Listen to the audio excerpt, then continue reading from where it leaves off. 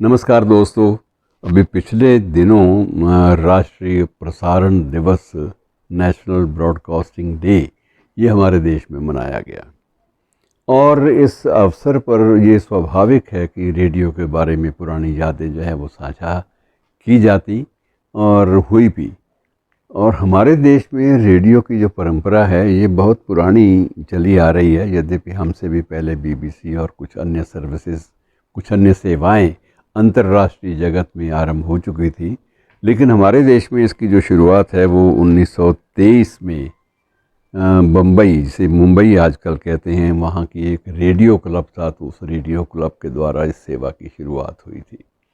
और ये लंबा सफ़र तय करने के बाद अब ये जैसे वक्त बदल गया है, जैसे हम हर बात में नेट को उठा लेते हैं, जगह जो है प्रसारण की, यंत्रों की या प्रसारण के रेडियो जो हैं घरों में अब नहीं मिलते। अब सब कुछ ही इस मोबाइल पर उपलब्ध रहता है, इसलिए वो पुरानी बातें तो नहीं रही, लेकिन आज भी रेडियो की यादें, उसकी ज़रूरत, उसका एहसास आज भी बना रहता है। अब भी आपको आपके मोबाइल पर भी, आपके यूट्यूब पर भी आपको पुराने रेडियो कार्यक्रमों की जो रिकॉर्डिंग है वो आज भी उपलब्ध हो जाती है। और कई चीज़ें समय के साथ मित्रों शाश्वत होती हैं। अब गिरजा देवी की ठुमरी किसी ने सुननी हो या बड़े गुलाम अली खां साहब का आलाप सुनना हो, तो उसके लिए तो अब तो आपको नई चीज़ें मिलेंगी, या जब चीज़ें मिलेंगी तो रेडियो के आर्काइव्स के माध्यम से, और उन्हीं आर्काइव्स के माध्यम से सामग्री को यूट्यूब पर प्रसारित भी किया जाता रहा है।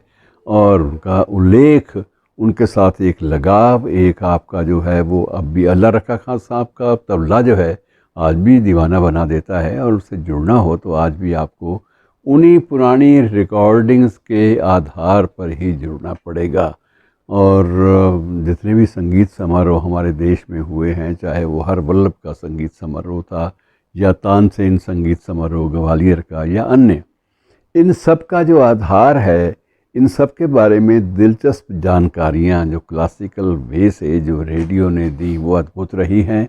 और रेडियो आज भी जहन में बसा हुआ है, और जहन में इस कदर बसा हुआ है कि अब भी हमारे प्रधानमंत्री को भी अपनी बात कहने के लिए मन की बात कार्यक्रम जो है वो आरंभ करना पड़ा। और मन की बात की जो श्रोता संख्या है वो करोड़ों में है, करोड़ों में।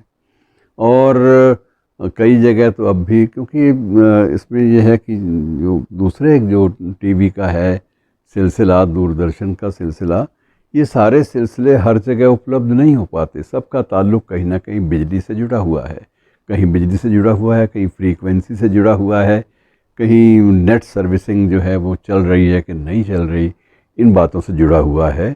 और मजबूरी हो जाती है कि अगर बिजली नहीं है तो टीवी नहीं चलेगा, और अगर नेट नहीं चल पा रहे तो मोबाइल पे भी आप कुछ नहीं सुन पाएंगे।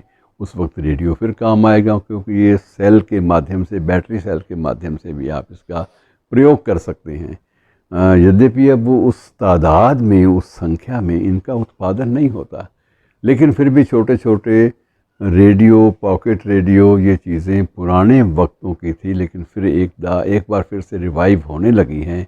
और लोगों को लगता है कि अब भी सुबह सैर के वक्त इसको भी आप लगा के चलेंगे तो आनंद रहेगा, बेफिक्री सी रहेगी। और इन्हीं के माध्यम से आप किसी पार्क में बैठकर भी आप पुराने कार्यक्रमों से और नई गतिविधियों से आप रूबरू हो सकेंगे। लेकिन दिक्कत सिर्फ सबसे बड़ी बात यह है कि रेडियो में जो क्रांतिकारी बदलाव जो समय के साथ आने चाहिए थे वो उतने नहीं आ पा रहे, जबकि इनकी बड़ी सख्त ज़रूरत है। आपको याद होगा मित्रों कि हमारे देश में जब कोई संकट होता था, जब कोई युद्ध की स्थिति होती थी, बेशक 65 का युद्ध हो या 71 का युद्ध हो या अन्य कोई खबरें इस तरह की आपातकाल की खबरें, इमरजेंसी पीरियड की ले लीजिए, उस वक्त हमारा सहारा सूचनाओं के लिए सिर्फ बीबीसी की जो हिंदी सर्विस हुआ करती थी वो सूचनाओं का सहारा थी, माध्यम थी। और इवन स्वाधीनता संग्राम में भी जयप्रकाश नारायण और उनके साथियों को, डॉक्टर लोहिया को, सबको गुप्त स्थानों पर रेडियो सेवाएं आरंभ करनी पड़ी, जिनके माध्यम से सभी प्रतिबंधों के बावजूद वो लोग अपने देशवासियों से मुखातिब हो पाए। और कुछ एक तो रेडियो सेवाएं नेपाल से भी प्रसारित होती रहीं, इसलिए कि यहाँ पर इनकी इजाज़त नहीं थी। मित्रों, हमारी ज़िंदगी में रेडियो का एक बड़ा अच्छा स्थान रहा है हर मामले में, साहित्य, शायरी और कहानी पाठ और नाटक। तो लेकिन अब ये है कि जब तक इनमें बदलाव नहीं आएंगे, ताजगी नहीं आएगी, तब तक इनसे जुड़े रहना संभव नहीं होगा। शुक्रिया।